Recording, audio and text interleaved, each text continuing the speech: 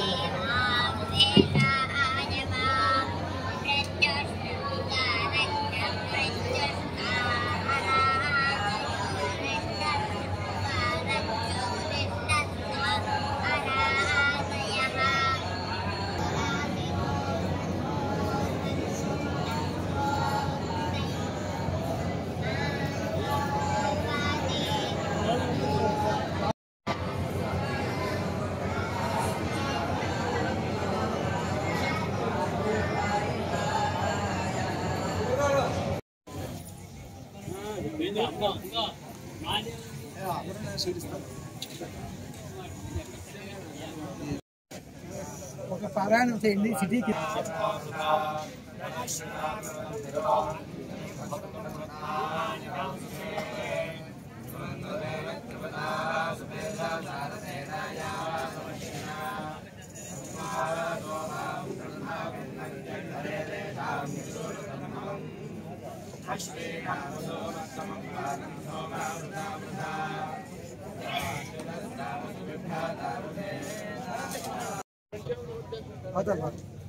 ఇన్ని క్రైటీరియా పిల్లలు కూడా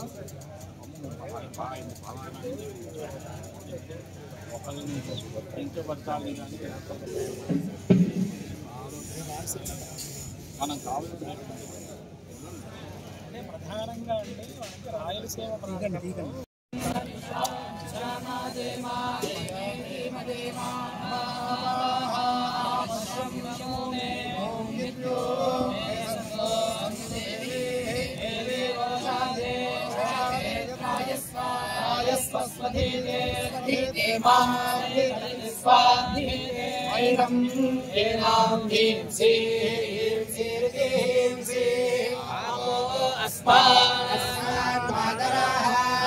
శుంభయంతు ఘృతేన ఘృతప్వాహంతే దేవీ ప్రవహంతే ప్రావహంతే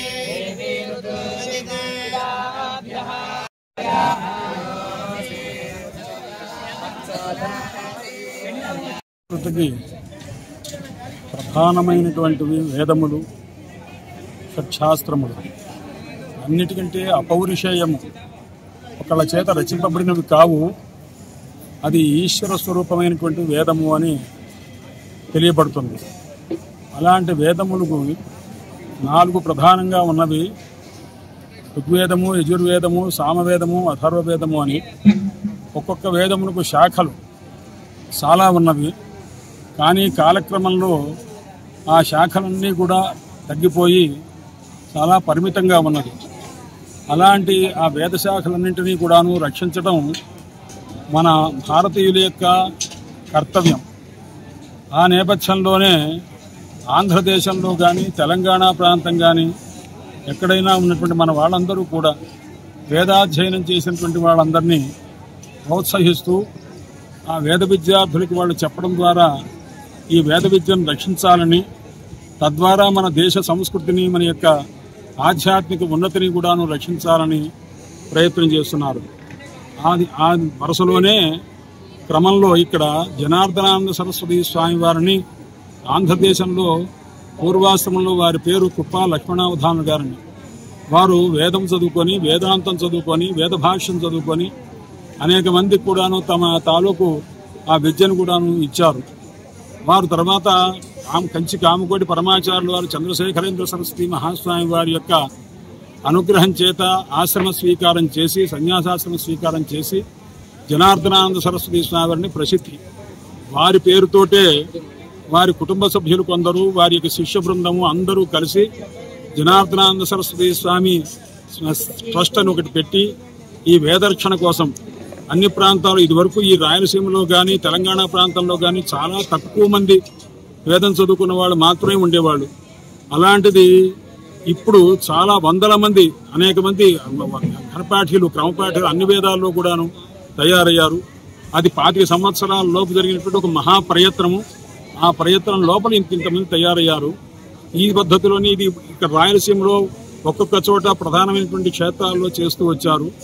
ఇప్పుడు సాక్షాత్తు ప్రహ్లాద లక్ష్మీ సమేత లక్ష్మీ నృసింహస్వామి వారి యొక్క దివ్య సన్నిధానంలో ఈ కదిరి క్షేత్రంలో ఇక్కడ ఆహ్వానాన్ని అనుసరించి పాపయ్య శాస్త్రి గారు మొదలైనటువంటి వాళ్ళందరూ కూడా ఆహ్వానం చేస్తే ఇక్కడికి వచ్చి ఈ పరీక్షలన్నీ కూడా నిర్వహిస్తున్నారు. ఇక్కడ సుమారు 170 మంది విద్యార్థులు, ఒక 30 మంది పైన అధ్యాపకులు వచ్చిన్నారు.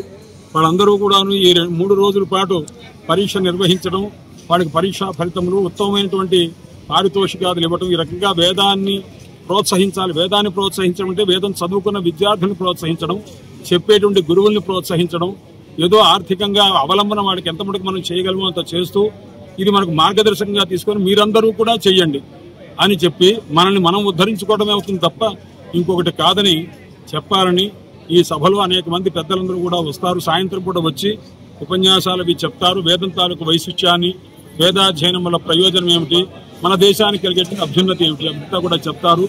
ఈ కార్యక్రమం మొదటి రోజు ఇలా, నిన్నటి రోజున ప్రారంభోత్సవం అయింది. ఇవాళ రోజున పరీక్షలు ప్రారంభమైనవి. సాయంకాల సమయంలో ఉపన్యాసం ఉన్నది కుప్ప విశ్వనాథ శాస్త్రి గారిని. అలాగే రేపటి రోజున ఒకరు 3 రోజులు కూడా జరుగుతుంది. ఈ కార్యక్రమాన్ని అందరూ కూడాను ప్రోత్సహించాలని ఈ సంస్థ తరఫున మా యొక్క విజ్ఞాపన. వాసుదేవ హరే వాసుదేవ.